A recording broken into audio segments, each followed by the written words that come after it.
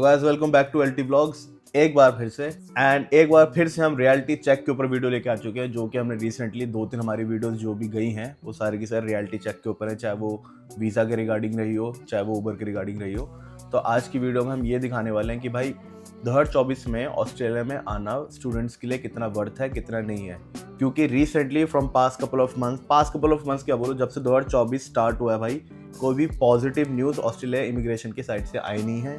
हर जगह से बंदे नेगेटिव पॉइंट्स डाल रहे हैं, नेगेटिव न्यूज़ दे रहे हैं कि भाई ऑस्ट्रेलिया में जॉब्स नहीं, ऑस्ट्रेलिया में वीज़ा की प्रॉब्लम है और हमें ऑस्ट्रेलिया में टीआर नहीं मिल रहा, ऑस्ट्रेलिया में पीआर और डिफ़िकल्ट कर दिया है। तो हमने उस सारे पॉइंट्स को कलेक्ट करके आज एक वीडियो बनाई है और कोशिश करेंगे इससे आपको और क्लियर आइडिया मिल जाए कि भाई तुम्हारा एज अ पर्सनली आना यहाँ पे कितना वर्थ होगा 2024 में या नहीं होगा। तो इस वीडियो में सबसे प्राइम इंपॉर्टेंस जिस पॉइंट को हम देने वाले वो है जॉब्स। और जॉब्स का मतलब कि नो अवेलेबिलिटी ऑफ जॉब।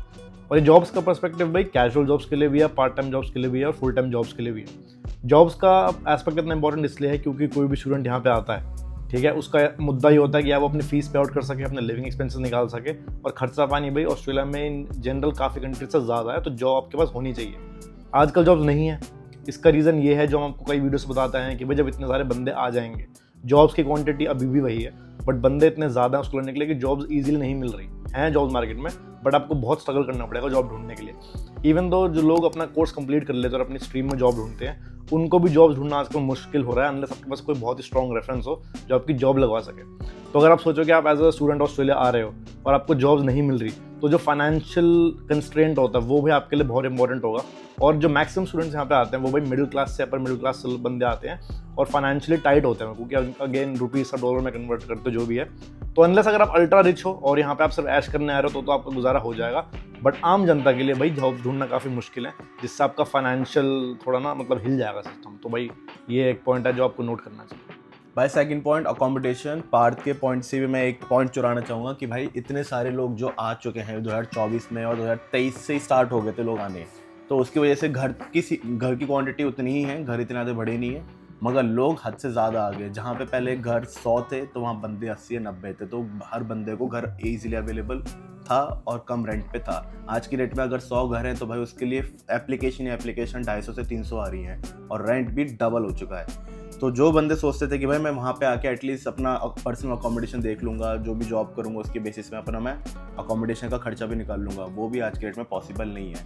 यहाँ पे मैंने इतने स्टूडेंट्स देखे हैं जो आए हैं और स्टार्टिंग के 2-2 महीने भाई होटल्स में रहे हैं। अब होटल्स का खर्चा आप खुद ही निकाल लो, चीपेस्ट से चीपेस्ट होटल में भी रहोगे तो भी $100 से $150 पर नाइट है। अब उसको कैलकुलेट कर लो 2 महीने का, इतने में तो आपका लाइक इंडिया में क्या ही नहीं कर लोगे। तो भाई और सेकेंडली जब आप पार्थ के पॉइंट से कनेक्ट करो, मैं अगर आपके पास जॉब्स नहीं है तो अकोमोडेशन के चाहे सस्ते में भी अगर आपको अकोमोडेशन मिल जाए तो भी रह नहीं पाओगे। तो दोनों पॉइंट बहुत ज़्यादा क्रूशल हैं और आज की डेट में इन दोनों चीज़ों की इतनी ज़्यादा कमी है, यहाँ पे स्टूडेंट्स भाई परेशान हो रखे हैं और हालत इतनी ख़राब है कि मैं बता सकता ही नहीं हूँ। तो भाई तीसरे पॉइंट की बात करते हैं जो काफ़ी क्रिटिकल है और पिछले पॉइंट से रिलेट करूंगा मैं, क्योंकि वर्ल्ड में ना देखो इन्फ्लेशन बहुत ज़्यादा बढ़ रही है और ऑस्ट्रेलिया भी इस चीज़ का एक टारगेट है। तो जब हम इन्फ्लेशन की बात करते हैं तो भाई जो कॉस्ट ऑफ लिविंग है वो काफ़ी हाई चला चुका है। आप चाहे रेंट की बात कर लो, चाहे फ्यूल की बात कर लो, चाहे आप अपनी बेसिक ग्रोसरीज की बात कर लो, उसका जो खर्चा है वो अगर मैं 2020 से कंपेयर करूँ जब मैं और अनिकेत आए थे तो उससे ऑलमोस्ट डबल हो चुका है। मतलब मेरे को याद है जब हम स्टूडेंट अकोमोडेशन में रहते थे $80 to $90 की हम दोनों की ग्रोसरी आती थी और वो पूरे हफ्ते में हम अच्छे से गुजारा कर लेते थे। आज अगर आप किसी नॉर्मल ग्रोसरी पे भी जाओगे, चीपेस्ट से चीपेस्ट जगह भी जाओगे, $100 की grocery is very common for 1 person और वो भी शायद आपके एक हफ्ते ना चले।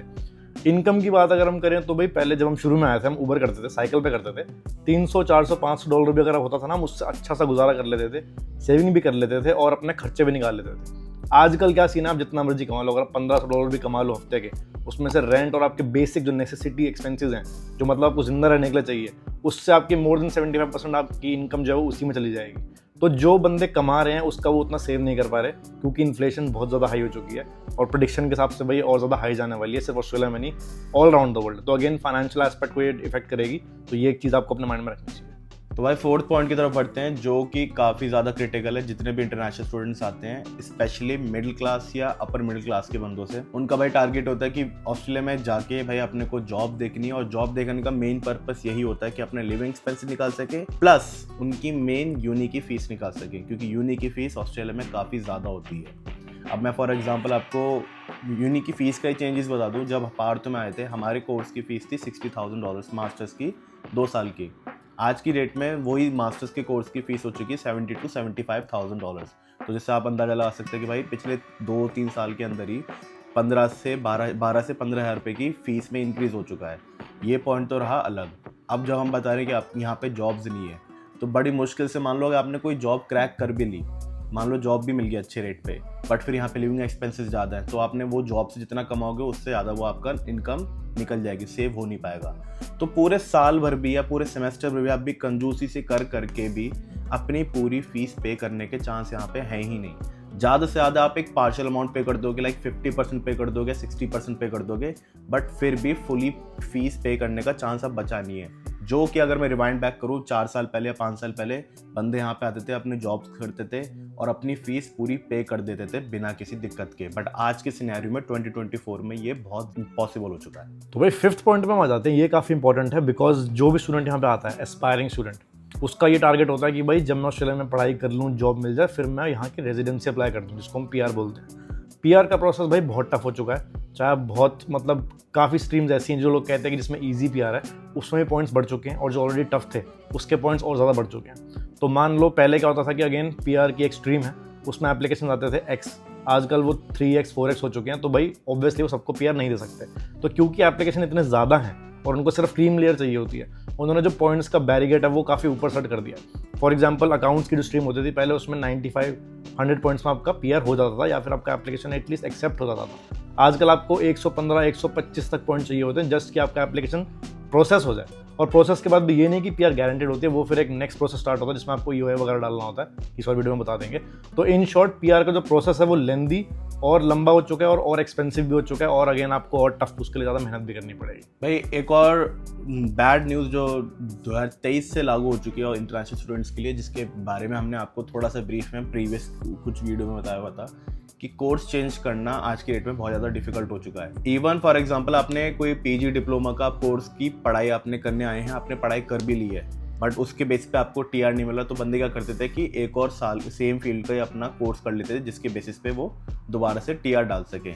बट अब वो इन्होंने उसमें भी रिस्ट्रिक्शंस लगा दी है। अगर आपकी कोई कोर्स आपने ख़त्म करा है या फिर आप कोई कोर्स चेंज करना चाह रहे हो, तो आप उससे डाउनग्रेड वाले कोर्स पे नहीं आ सकते। जैसे for example post graduate level जो डिप्लोमा होता है, पोस्ट ग्रेजुएट डिप्लोमा होता है, उसका 8 लेवल कैटेगरी मानते हैं, और जो मास्टर्स होती है उसकी होती है 9 कैटेगरी। तो फॉर एग्जांपल अगर आप 8 लेवल कैटेगरी की पढ़ाई करने आए हो, फिर आपको यहाँ पे बंदे बोलते हैं कि तू ये वाला कोर्स कर ले, कुकरी कर ले, वो कर ले, और उसकी लेवल ऑफ कैटेगरी स्टडी में 8 से नीचे है, तो आपका वीज़ा तो उसी टाइम पे कैंसिल हो जाएगा। या फिर आपको इमिग्रेशन अथॉरिटी से एक प्रॉपर लेटर आएगा, उसमें आपसे पूछते हैं कि आपने इस पर्टिकुलर कोर्स के लिए अप्लाई करा था जब ऑस्ट्रेलिया आ रहे थे, हमें सूटेबल रीज़न दे कि क्यों आप सडनली कोर्स चेंज करना चाह रहे हैं। और दूसरा सिनेरियो क्या है कि मान लो कि आपने वो डिप्लोमा ख़त्म कर लिया, उसके बाद आप दोबारा स्टार्ट करना चाह रहे हो, बट सेम लेवल की पढ़ाई। तो सेम लेवल की पढ़ाई में अगर आप डाल रहे हो तो उसमें 50-50 चांस होता है कि आपको वीज़ा ग्रांट हो जाएगा, बट उसमें भी आपको सूटेबल रीज़न देने पड़ेंगे। बट अगर आप हायर स्टडीज़ के लिए अप्लाई कर रहे हो, फॉर एग्जांपल आपने डिप्लोमा खत्म करा और मास्टर्स के लिए जा रहे हो, तो आपको वीज़ा इजीली ग्रांट हो जाएगा। बट मोस्टली केस में बंदे पहले क्या करते थे कि भाई आ गए यूनी की पढ़ाई के लेके वीज़ा, फिर उन्हें पता था कि भाई यूनी की फ़ीस ज़्यादा महंगी होती है, इसमें PR डिफिकल्ट होता है, तो बंदे अपना कोर्स चेंज करके छोटे मोटे कोर्सेज जैसे सोशल अवेयरनेस, एक कुकरी होता है, तो इसमें स्विच कर लेते थे, जिसकी फ़ीस कम होती थी और PR ईजी होता था। तो इमिग्रेशन वालों ने इस चीज़ को भी क्रैक डाउन करा है और इस चीज़ के ऊपर भी बहुत ज़्यादा रिस्ट्रिक्शंस लगा दी हैं।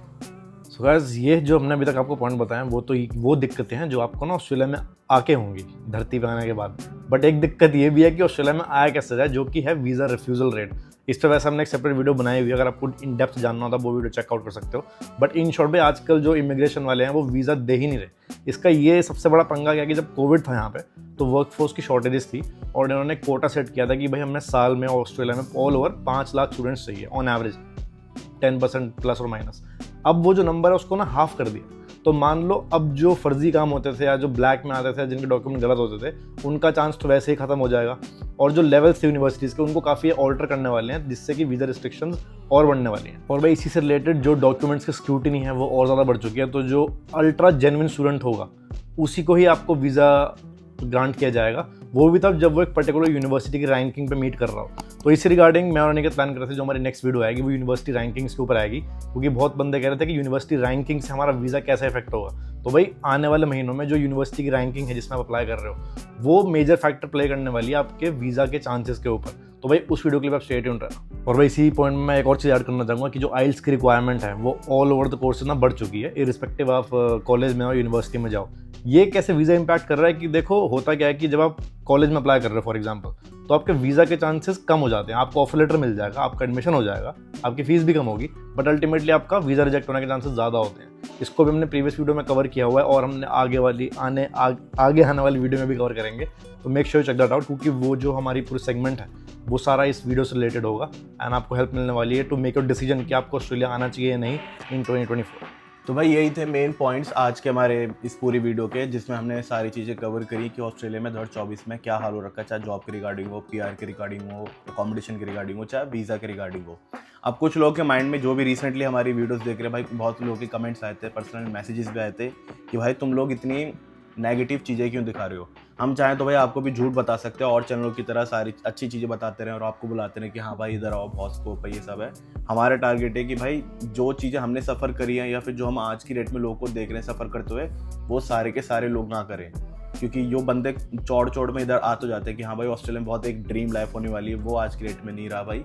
बहुत स्ट्रगलिंग लाइफ है, बहुत ज़्यादा लोग सफ़र कर रहे हैं। कितने सारे लोग मेरे को मिले हैं जो रिग्रेट भी कर रहे हैं कि मैं गलत आ गया इस जगह पे, मैं इतने पैसे लगा के तो इंडिया में कोई बिजनेस खोल लेता। तो भाई ये वीडियो को ध्यान से देखना, कोई क्वेश्चन हो या कोई डाउट अभी भी रह गया हो तो भाई कमेंट डाउन कर देना, हम कोशिश करेंगे उसको कवर अप कर सकें या फिर उसके ऊपर वीडियो बना सकें। बाकी की वीडियो अगर अच्छी लगे तो भाई लाइक कर देना, सब्सक्राइब कर देना, और ये दो चेहरे अगर आपने पहली बार देखे तो उस सब्सक्राइब वाले बटन को तो दबा के 10 लोगों में और बांट देना। तो मिलते हैं नेक्स्ट में।